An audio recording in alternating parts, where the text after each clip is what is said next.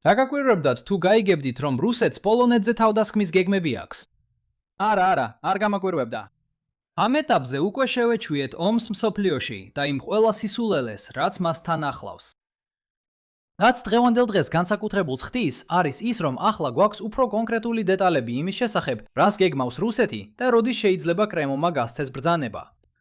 და ეს ნამდვილად სერიოზული ამბავია. ეს არის, როგორ თქვა ეს თავაზიანად, გაბედული სტრატეგია, რომელიც მიზნად ისახავს უკრაინის დესტაბილიზაციას, თან საკმაოდ საინტერესო ლოგიკით. ამიტომ დღევანდელ ვიდეოში მინდა 5 საკითხი განვიხილო. პირველ რიგში განვიხილავ სადაზვერვო ანგარიშის წყაროს, როგორც შესავალს იმ სპეკულაციებისთვის, რომლებიც შემდეგ მოყვება.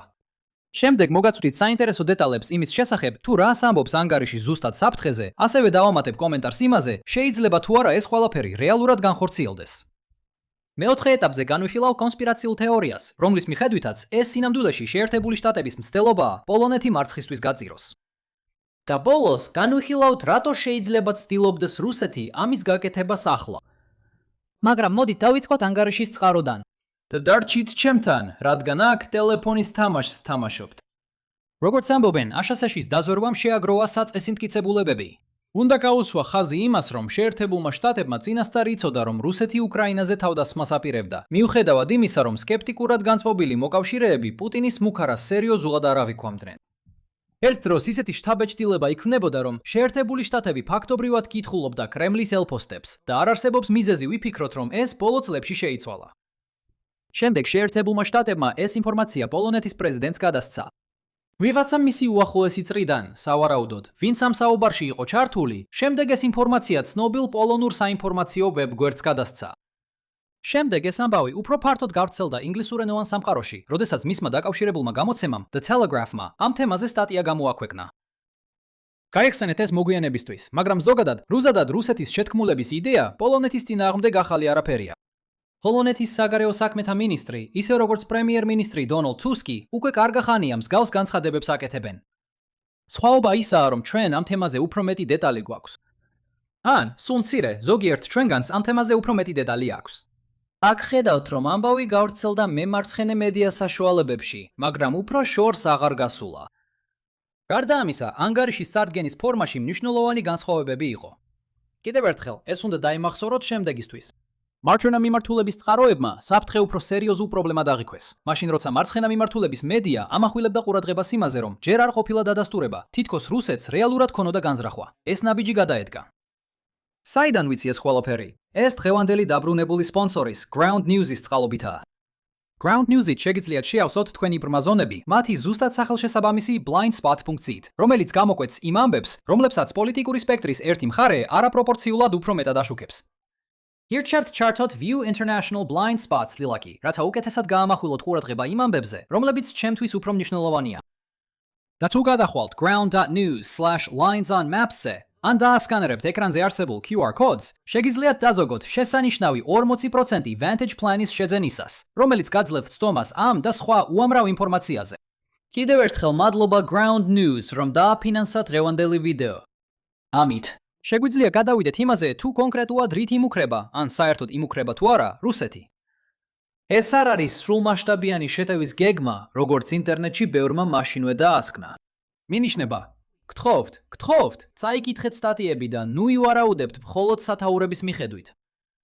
სინამდვილეში რუსეთს აქვს გეგმა, რომელიც ერთგვარი არატრადიციული ოპერაციაა. ყველაზე სავარაუდო ვარიანტია, რომ რამდენიმე დრონი გზას გადაუხვევს და პოლონეთის საჰაერო სივრცეში შევა. თითქოს ეს ახალი და ორიგინალური იდეაა. შემდეგ, ვითომ შემთხვევით, ჩანს, რომ დრონები ელექტროსადგურს ან სხვა კრიტიკულ ინფრასტრუქტურას შეეჯახნენ. რა სამწუხარო დამთხვევაა, რომელსაც ვერავინ წინასწარ ვერ ნახავდა. კიდევ უფრო უცნაური ვარიანტია, რომ ვერთმფრენი დაიკარგოს, პოლონეთის ტერიტორიაზე გადავიდიდეს და შემდეგ მეტი რუსი გადავიდეს ეკიპაჟის გადასარჩენად. მესამე და უფრო უკიდურესი შესაძლებლობაა რეალური ჰიბრიდული თავდასხმა, როდესაც რუსული სახმელეთო ძალები კალინინგრადის ან ბელარუსის გავლით პოლონეთში შევლენ. მეორე შემთხვევაში შესაძლოა ბელარუსის ძალებიც მათთან ერთად იყვნენ. რადგან ეს ისაა, რასაც, როგორც ჩანს, ლუკაშენკო დაამტკიცებს, მიუხედავად იმისა, რომ უკრაინას უყურებს და პუტინს ეუბნება, რომ ამას არ დათანხმდება. ალბათ იმიტომაც, რომ ნატო უფრო იოლის სამიზნეა. სანამ უფრო ღრმად შევალთ, უნდა გაგაფრთხილოთ, რომ ის რაც შემდეგ მოდის, ძალიან გავს სტრატეგიას, რომელიც პირდაპირ ჯუჯის სახელმძღვანელოდანაა აღებული. მაგრამ მაინც გავაგრძელებ. სამხედრო კრიზისის შემდეგ ნატოს შიგნით პოლიტიკურ კრიზისს ქმნის. შეერთებული შტატები პოლონეთს ზეწოლას ახდენს, რომ სამხედრო პასუხი არ გასცეს. ალიანსი რეპუტაცია ზიანდება, ბრიუსელში კიდევ უფრო მეტი დაშლა ხდება და ასე შემდეგ, უკრაინისთვის დახმარება იჭრება. მოიცადე უკრაინა ვთქვი? რა? ხო, საქმე ისაა, რომ ვერ გაატარებ ასე უბრალოდ. როგორ აღწევს რუსეთი საბოლოო მიზანს ამ გიჟური სტრატეგიით? ჰეი, იქნება აქ რაღაც არის. პოლონეთსა და უკრაინას შორის დიპლომატიური დაპირისპირებაა სტეპან ბანდერას გამო, რომელიც მეორე მსოფლიო ომის დროინდელი უკრაინელი ნაციონალისტი იყო და ნაცისტურ გერმანიასთან თანამშრომლობდა, რათა უკრაინა საბჭოთა კავშირისგან გაეთავისუფლებინა. მაგრამ საბოლოოდ გერმანულ საკონცენტრაციო ბანაკში მოხვდა. პროფესიონალური რჩევა, არასოდეს შეიკრათ კავშირი ნაცისტებთან. როგორც არ უნდა იყოს, არ მინდა აქ დეტალებში ჩავიკარგო, მაგრამ ზელენსკიმ ცოტა ხნის წინ დაამტკიცა სპეცდანიშნულების დანაყოფი, რომელიც ბანდერას მოძრაობის სახელობისაა. ის კვლავ პოპულარული ფიგურაა უკრაინის ზოგიერთი ნაციონალისტური წრისთვის, როგორც თავისუფლების მებრძოლი, რადგან ყოფილი საბჭოთა კავშირის ბევრ ადამიანს ძალიან ზულს ის, რაც საბჭოთა კავშირმა მათ ყოფილ ქვეყნებს გაუკეთა. და ეხლა, როცა ისინი კვლავ დამოუკიდებელი ქვეყნები არიან, უკან დაბრუნება აღარ სურთ. მაგრამ ბანდერას მოძრაობამ ასევე ჩაიდინა ომის დანაშაულები პოლონური უმცირესობების წინააღმდეგ, რასაც 50-დან 100,000-მდე ადამიანის სიცოცხლე ემსხვერპლა. ამიტომ ვარშავაში ამ ყველაფერს ძალიან კეთილგანწყობით არ უყურებენ. ასე რომ ვფიქრობ მესმის, როგორ შეიძლება რუსეთის ჩარევამ აქ პოლონეთში ნაციონალისტები გაამხნევოს და უკრაინის სრულად მიტოვება მოეუება მოისურვა. შემდეგ ეს აჩენს მეორეულ გართულებებს ალიანსის დანარჩენი წევრებისთვის და რუსეთი იღებს იმას, რაც სურს. ან იქნებ კრემლი ცდილობს არატრადიციულ ოპერაციაზე გადაჭარბებულ რეაქციას გამოიწვიოს. რომ შეგახსენოთ ამ არხის განმეორებადი თემა, პუტინს ძალიან სურს უკრაინაში მეტი ძალების მობილიზება. მაგრამ მას არ შეუძლია ეს, რადგან ქვეყანაში პოლიტიკური მხარდაჭერა არ არსებობს.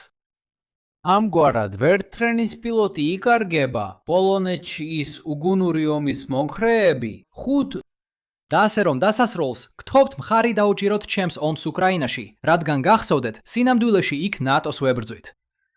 ეს მართლაც ერთადერთი გზაა, რომლითაც რუსეთი ვერტფრენის სტრატეგიით რაიმე პროგრესს აღწევს, თუ არ ჩავთვლით სხვის სახელზე თავდასხმის ინსცენირებას და საკუთარი რუსი ჯარისკაცების მოკლას. სხვა შემთხვევაში, ეს უბრალოდ კიდევ უფრო არაკომპეტენტურად აჩენს რუს ვერტფრენის პილოტებს. და ნამდვილად არსებობს სივრცე იმისთვის, რომ ეს ბრიუსელში პოლიტიკურ უთანხმოებებს გამოიწვევს, თუ როგორ უნდა უპასუხონ, რაც შესაძლოა ალიანსში კიდევ უფრო ღრმა განხეთქილებას გამოიწვევს. ან შეიძლება იცით, უბრალოდ მეხუთე მუხლის ამოქმედება გამოიწვიოს და ჩრდილოატლანტიკურმა საბჭომ განსაზღვროს, რომ ჩრდილოატლანტიკურ რეგიონში უსაფრთხოების აღდგენის საუკეთესო გზა უკრაინისთვის შეუზღუდავი დახმარების გამოყოფაა. ეს კარგი გადასვლაა ჩვენს შემდეგ პუნქტზე, რომელიც ეხება იმას, რომ ეს არის მასშტაბური შეთქმულება. რეალური საფრთხე არ არსებობს და შეერთებულმა შტატებმა ეს ინფორმაცია პოლონეთს რუსეთის სახელით გააჟღერა. იმ მიზნით, რომ ვარშავაში პოლიტიკოსები დაერწმუნებინათ, პოლონეთისთვის უკეთესი იქნებოდა თავდაცვის ბიუჯეტი მთლიანად შიდა საჭიროებებზე მიმართოს და არა უკრაინაზე. გაიღვიძეთ ცხრებო. მოდით ეს საკითხი მაშინვე დავხუროთ. ბალტიისპირეთის უსაფრთხოების თანამშრომლებმა დაადასტურეს საფრთხის რეალობა და ბალტიის ქვეყნები ყველაფერს აკეთებენ იმისთვის, რომ რუსეთი რუსეთში დარჩეს.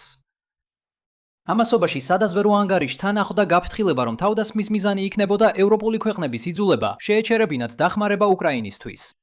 ამ კონსპირაციის მიხედვით, რუსეთი ეუბნება შეერთებულ შტატებს, რომ წააქეზოს პოლონეთი უკრაინისთვის დახმარების შეწყვეტისკენ, იმით, რომ პოლონეთს ეთქვის, თითქოს რუსეთი ცდილობს პოლონეთს დააძალოს ამ დახმარების შეწყვეტა.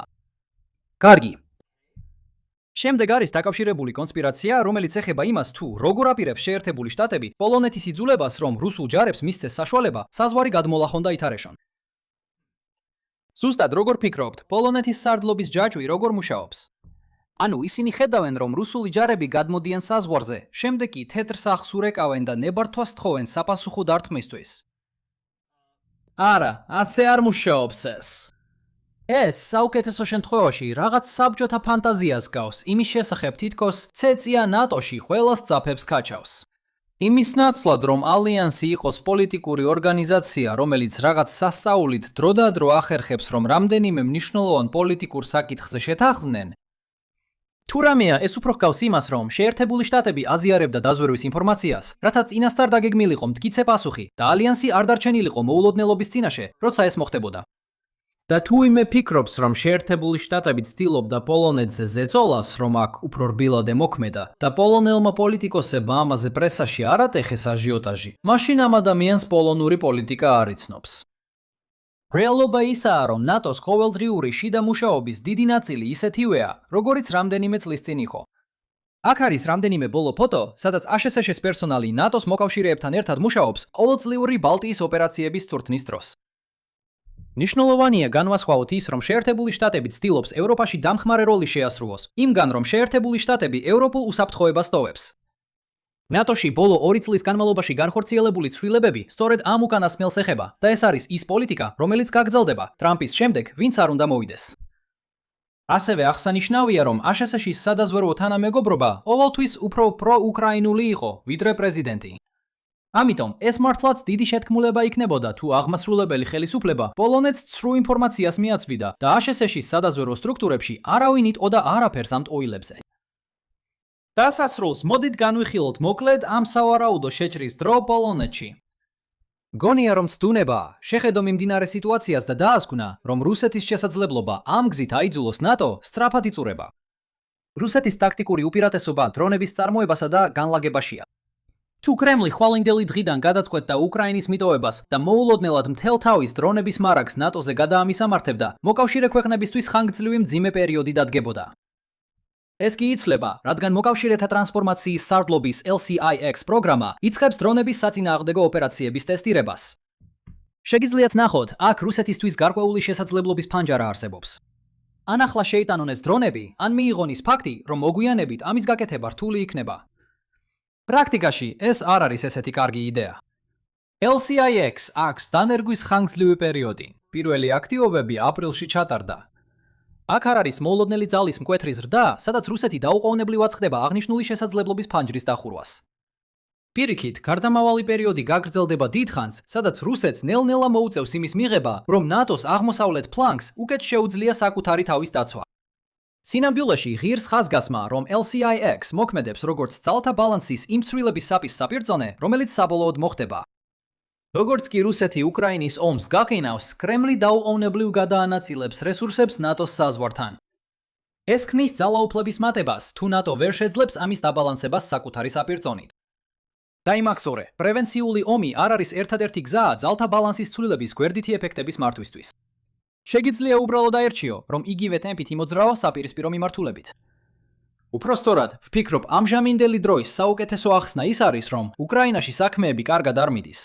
ან, უფრო ზუსტად რომ თქვათ, საქმეები კარგად არ მიდის რუსეთში, სადაც ბენზინის პოვნა სულ უფრო რთული ხდება. არ არის საჭირო ჩაერთო დაუფიქრებელ მაღალი რისკის სტრატეგიებში, უარყოფითი მოსალოდნელი შედეგებით, როცა ყველაფერი კარგად მიდის შენთვის. მეკარეს მხოლოდ მაშინ მოხსნი, როცა წაგებაში ხარ და მზად ხარ რისკზე წახვიდე, რომ ანგარიში გაათანაბრო. მიუხედავად ამისა, უმჯობესია არ აურიო ერთმანეთში ინფორმაცია პოლონეთზე შესაძლო თავდასხმის შესახებ და უკვე მომხდარ თავდასხმას პოლონეთზე. რუსეთმა შეიძლება აზრი შეიცვალოს ამ საკითხში და თვითონ ანგარიშის გამოქვეყნებამაც კი შეიძლება გარკვეული შეხედულებები შეცვალოს მოსკოვში. შეიძლება უკეთესი იყოს, თუ კრემლის მიერ ამ შესაძლებლობის გაჟღერებას მივიღებთ, როგორც დამაიმედებელ ნიშანს იმის შესახებ, თუ სად მიიჩნევს კრემლი, რომ ომი შეიძლება წავიდეს მომდევნო რამდენიმე თვეში. მაგრამ ჩვენგან არც ერთი ჯერ იქ არ ვართ. მაშ, რა არის ჩვენი მთავარი დასკვნები დღევანდელი დღისთვის? არსებობს ანგარიში სავარაუდოდ სანდო წყაროდან, რომ კრემლი გეგმავს არატრადიციულ თავდასხმას პოლონეთზე. კრემლის საბოლოო მიზანია უკრაინაში საომარი ძალისხმევის გაძლიერება, მაგრამ იქამდე მისასვლელი მიზეზობრივი გზა საუკეთესო შემთხვევაში ბუნდოვანია. ყოველ შემთხვევაში ეს საუბარი უფრო დამაჯერებელია, ვიდრე ის აზრი, რომ ეს ყველაფერი ერთ დიდი ამერიკის შეთქმულებას წარმოადგენს. საუკეთესოა, თუ ამ დროის არჩევას უკრაინაში ბრძოლის ველზე მიმდინარე მოვლენების ანარეკლად მივიჩნევთ და არა იმაზე, რას აკეთებენ ნატოს ქვეყნები. კიდევ ერთხელ მადლობა Ground News, რომ დააფინანსა დღევანდელი ვიდეო. შეგიძლიათ ეწვიოთ ground.news/linesonmaps ან დაასკანეროთ ეკრანზე მოცემული QR კოდი, რათა Vantage გეგმის ფასიდან საოცარი 40% დაიზოგოთ.